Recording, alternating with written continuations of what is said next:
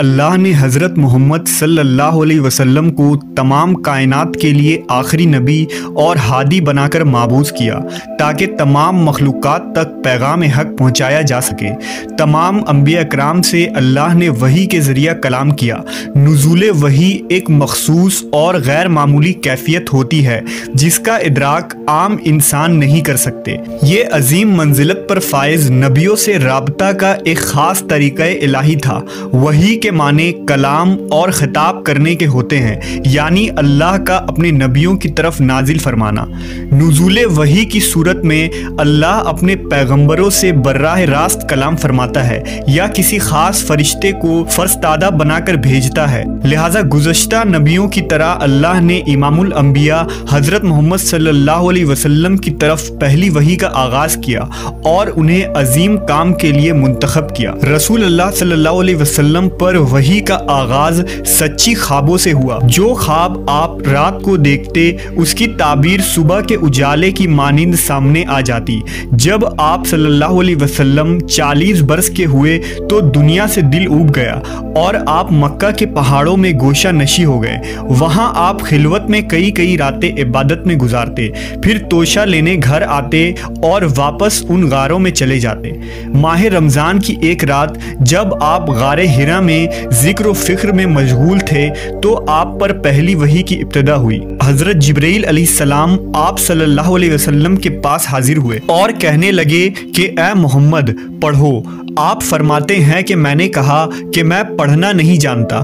آپ فرماتے ہیں کہ فرشتے نے مجھے پکڑ کر اتنے زور سے بھینچا کہ میری طاقت جواب دے گئی، پھر مجھے چھوڑ کر کہا کہ پڑھو۔ میں نے پھر وہی جواب دیا کہ میں پڑھا ہوا نہیں ہوں۔ اس فرشتے نے مجھ کو نہایت ہی زور سے بھینچا کہ مجھ کو سخت تکلیف محسوس ہوئی، پھر اس نے کہا کہ پڑھیے۔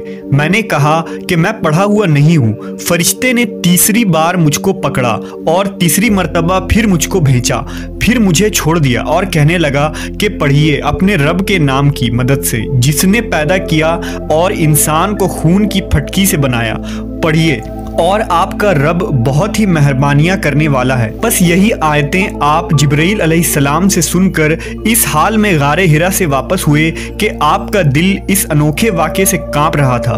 آپ حضرت خدیجہ کے پاس تشریف لائے اور فرمایا کہ مجھے کمبل اڑا دو، مجھے کمبل اڑا دو۔ لہٰذا آپ کو کمبل اڑا دیا گیا۔ جب آپ صلی اللہ علیہ وسلم کا ڈر جاتا رہا تو آپ نے اپنی زوجہ حضرت خدیجہ کو تفصیل کے ساتھ یہ واقعہ سنایا اور فرمانے لگے کہ مجھ کو اب اپنی جان کا خوف ہو گیا ہے۔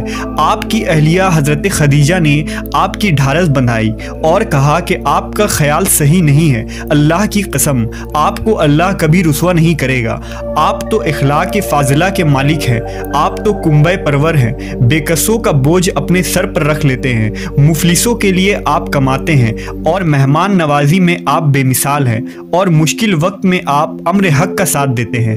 ایسے اوصاف حسنہ والا انسان یوں بے وقت ذلت و خواری کی موت نہیں پا سکتا۔ پھر حضرت خدیجہ آپ صلی اللہ علیہ وسلم کو ورقہ بن نوفل کے پاس لے گئیں جو آپ کے چچا زاد بھائی تھے اور زمانہ جاہلیت میں نصرانی مذہب اختیار کر چکے تھے اور عبرانی زبان کے کاتب تھے، لہٰذا انجیل کو بھی عبرانی زبان میں لکھا کرتے تھے۔ جب ورقہ بن نوفل کو یہ سارا واقعہ سنایا گیا تو وہ بے اختیار بول اٹھے کہ یہ تو وہی ناموس ہے جسے اللہ نے موسیٰ علیہ السلام پر وحی دے کر بھیجا تھا۔ کاش میں آپ کے اس عہد نبوت کے شروع ہونے پر جوان عمر ہوتا، کاش میں اس وقت تک زندہ رہتا جبکہ آپ کی قوم آپ کو اس شہر سے نکال دے گی۔ رسول اللہ صلی اللہ علیہ وسلم نے یہ سن کر تعجب سے پوچھا کہ کیا وہ لوگ مجھ کو نکال دیں گے؟ ورقہ کہنے لگے ہاں یہ سب کچھ سچ ہے، مگر جو شخص بھی آپ کی طرح امر حق لے کر آیا لوگ اس کے دشمن ہی ہو گئے ہیں۔ اگر مجھے آپ کی نبوت کا وہ زمانہ مل جائے تو میں آپ کی پوری مدد کروں گا، مگر ورقہ کچھ دنوں کے بعد انتقال کر گئے۔ حارث بن حشام نامی شخص نے نبی سے سوال کیا کہ یا رسول اللہ آپ پر وحی کیسے نازل ہوتی ہے؟ تو آپ صلی اللہ علیہ وسلم نے فرمایا وحی نازل ہوتے وقت کبھی مجھ کو گھنٹی کسی آواز محسوس ہوتی ہے اور وحی کی یہ کیفیت مجھ پر بہت شاک گزرتی ہے۔ جب یہ کیفیت ختم ہوتی ہے تو میرے دل و دماغ پر فرشتے کے ذریعہ نازل شدہ وحی محفوظ ہو جاتی ہے، اور کسی وقت ایسا بھی ہوتا ہے کہ فرشتہ انسانی شکل میں میرے پاس آتا ہے اور مجھ سے کلام کرتا ہے، پس میں اس کا کہا ہوا یاد رکھ لیتا ہوں۔ حضرت عائشہ بیان فرماتی ہے کہ میں نے سخت کڑاکے کی سردی میں نبی کو دیکھا ہے کہ آپ پر وحی نازل ہوئی، اور جب اس کا سلسلہ ختم ہوا تو آپ کی پیشانی پسینے سے شرابور تھی۔ وحی الہی کی شدت نہایت ہی غیر معمولی ہوا کرتی تھی، لہذا حضرت زید بن ثابت بیان فرماتے ہیں کہ نبی صلی اللہ علیہ وسلم اونٹنی پر سوار تھے، اسی دوران آپ پر وحی کا نزول شروع ہو گیا، لہذا وہ اونٹنی بھی اس بوجھ کی متحمل نہ ہو سکی بلکہ گھٹنوں کے بل بیٹھ گئی۔ اسی طرح ایک اور حدیث میں اماں عائشہ نے فرمایا کہ اللہ نے اپنے نبی پر وحی نازل کی تو آپ کی ران میری ران پر تھی، مجھے اتنا بوجھ لگا کہ اندیشہ ہوا کہ کہیں میری ران ٹوٹ ہی نہ جائے۔ وحی کی سب سے اعلیٰ اور انتہا درجہ وہ تھی جب معراج میں رسول اللہ صلی اللہ علیہ وسلم اللہ سے براہ راست ہم کلام ہوئے۔